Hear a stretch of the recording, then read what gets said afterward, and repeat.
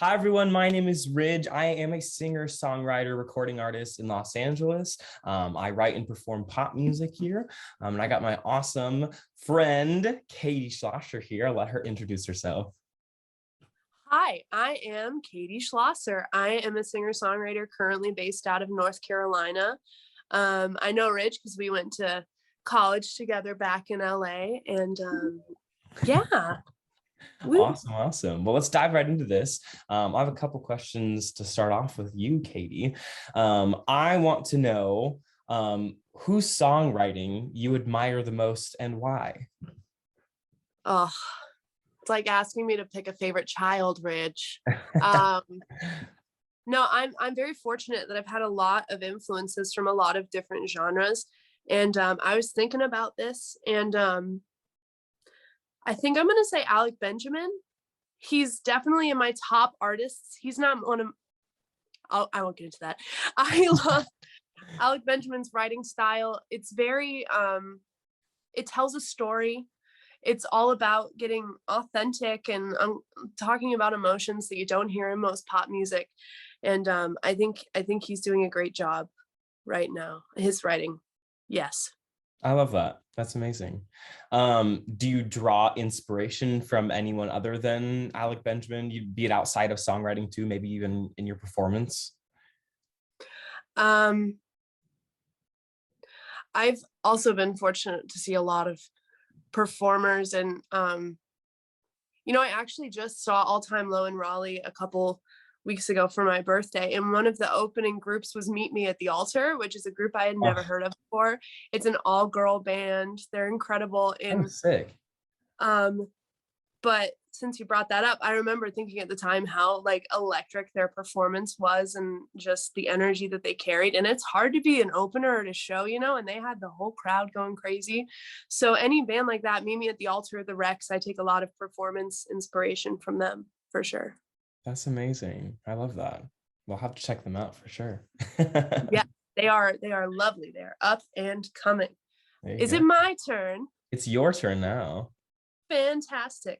Um, I had to write my questions down because I'm doing this on my phone. I love it. Um, was there an artist or album in particular that made you want to pursue songwriting?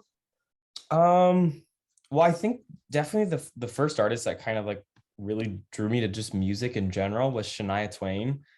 She's like Really? my stan growing up. Yeah, I mean, if anyone knows me at all, you know that I love country music. I grew up on country music, but I mean, there's this video that I had growing up that I would watch every single day through like preschool and like elementary school of her, and it was her. It was like a tour video or something. I don't even know, but I just absolutely adore her. But I feel like the artist that kind of really drew me to songwriting was probably Ed Sheeran. His album Divide was, this probably sounds bad because I'm a songwriter, but it was the first album that I actually listened to all the way through. Everything's singles and whatnot. And so I don't know, I don't have any excuse for it, but that's really the first album that I listened all the way through. And I mean, I adore him as a songwriter. And I feel like that kind of really drew me, someone that can just write about the normal average things in life and make it sound so, beautiful. I think it's awesome. So I feel like he was definitely one of the first artists to do that for me. Nice. Nice. I love his writing. He's incredible. Um, do you remember the first song you wrote? I love it when I saw this question because I was like, honest to God, I really don't. And I say that because I know you probably do because you remember all your songs. But let me just tell you a little something about Katie. She can write a song and remember the chords and all the lyrics and anything without like looking anything up. And I'm the complete opposite because I have to write everything down and look up, oh, what chord is this in, or key was this in, and what chords, XYZ. And Katie is just amazing like that. So it probably comes no shock to you that I don't remember the first song that I wrote. But I will say in my defense, I feel like a lot of the first songs that I wrote weren't really anything it wasn't anything that was special. It was literally about me writing about the trees on my way home from school, or like my guitar and the way it looked. Like it was pretty like menial things. But I feel like once I really started dealing with adult life stuff, and I feel like my breakup being the first thing, I really got into a deeper part of my songwriting. And so those are the kind of what I consider my first songs. Because my really first songs were nothing that I would ever share with anyone. So it's always lovely. Um, You do know you have to share those with me now, though, right? oh, great. Now I've dug myself a hole. I love it. Okay, I am actually interested to hear your thoughts on this one. This is why I wanted to give you this question. But what makes a song one that you decide to release? Because you write so many songs all the time, and obviously you can't release them all. So, I mean, how do you get to that point where you decide this is a song that I feel is good and I want to put out into the world?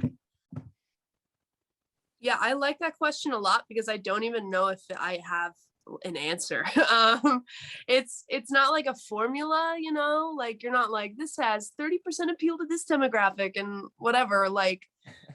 Um, like with the EP that I put out, I had a backlog of like 100 songs that I could have released and people already kind of knew, but the EP was like a fever dream of writing. I wrote it in 5 days, and I don't know, we decided to put that one out because the songs that I had happened to write were all very cohesive and they worked together and they were kind of around a common theme.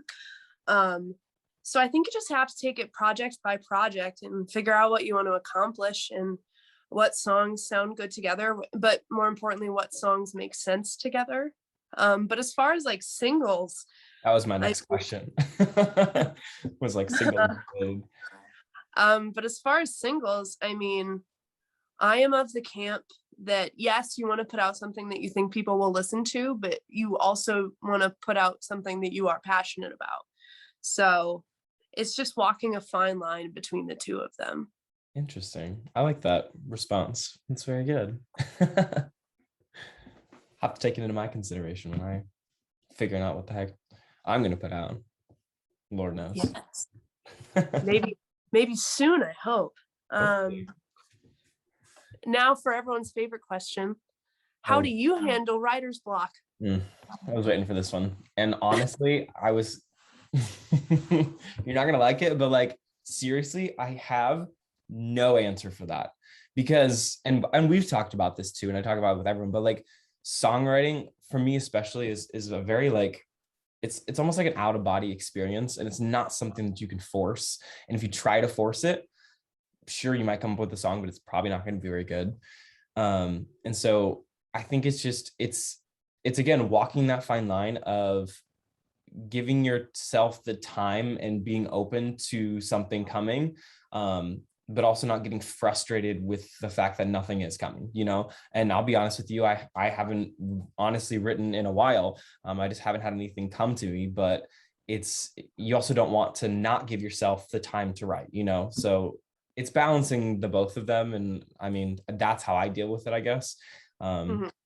But you also can't get down on yourself, because the minute you start doing that is the minute you're not going to want to write, and it becomes a chore. And you don't, at least for me, I don't want songwriting to become a chore. I want it to be something that I enjoy, because for me, my music, everything goes back to the songwriting, and everything goes back to like that moment when we have that. I mean, even when you and I write and we're like, this is a really good song. And now I'm thinking of like all the songs that we've written, and now I want to like release them all next year. So wow. Yay. Okay, let's see. Oh, this is my last question for you, but I am excited for it.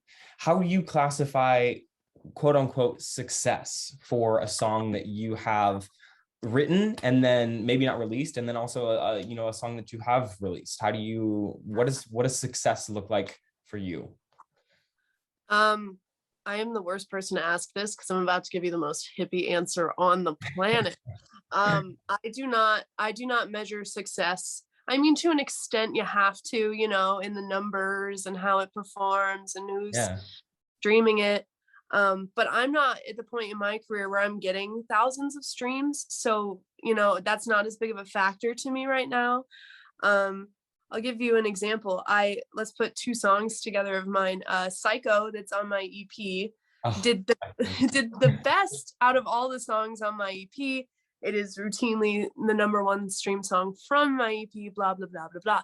And then let's take my unreleased song, Sally. I've been playing around town here in New Bern, and I've played both. And I don't know, it's just the unreleased stuff just gets so much greater reaction. Interesting. And at the end of the day, I think because I put out the EP in the middle of a pandemic and never really got the chance to, you know, I don't know, like show it off to people and do whatever, like debuting songs now, like live to an audience, you just, I don't know. I would roundabout answer here. I would sum it up as success for me is seeing people actually enjoy my music in the moment.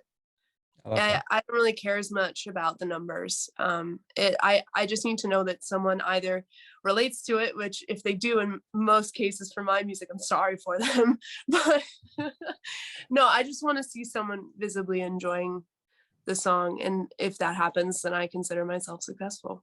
That's amazing. That's all it should be, right? Right, right.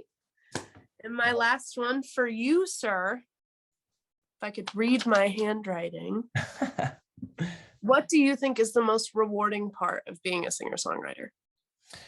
Well, I think it goes back to kind of your answer in a way. I think putting out a song, you know, writing a song, going through that process, the whole thing, and then obviously you go into the studio and you dissect it and you listen to it 2 million times and it becomes like this whole thing, right? But to then take a step back and put it out into the world and feel it again, you know, feel it like the first time that you wrote it, because that's what people are feeling when they listen to your song, right, for the first time. I don't know, for me to hear like my friends and, you know, family members tell me how they felt about the song, especially I just had a song come out called A Little Bit Longer, and I've had a lot of people reach out and thank you, and you know, say that it kind of really struck a chord with them, and it's not one that you would like dance to in a club or like, you know, blare on the speakers, you know, with your friends in the car or something like that, but it's more of a song that like you, or at least I would listen to like before I go to bed, or, you know, as I'm driving home from work, and I just want to like listen to something and just feel something, you know.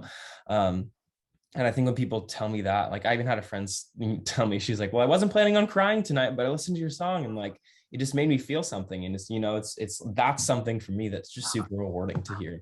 And I don't know, the fact that music can do that is really, really cool. So I don't know, I think that's where it goes for me. It's, again, it's like you, it's not the numbers. I'm especially not now. I mean, neither of us are like streaming millions of streams. And if that's what we're in it for, then, you know, we're not going to last very long. That's not what I'm in it for.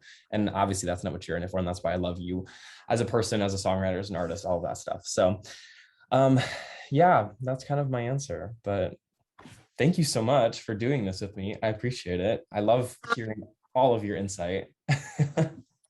all of my insight. Yes. No, thank you for having me. It's always a pleasure. I love writing with you. I love being your friend. And yes, let's write soon. I can't wait. It'll be awesome. Yes. Yeah. All right. Thank you guys again. My name is Ridg. This is Katie. We'll see you soon. Follow us. We'll drop the links in the socials below. Have a good day. Bye, guys.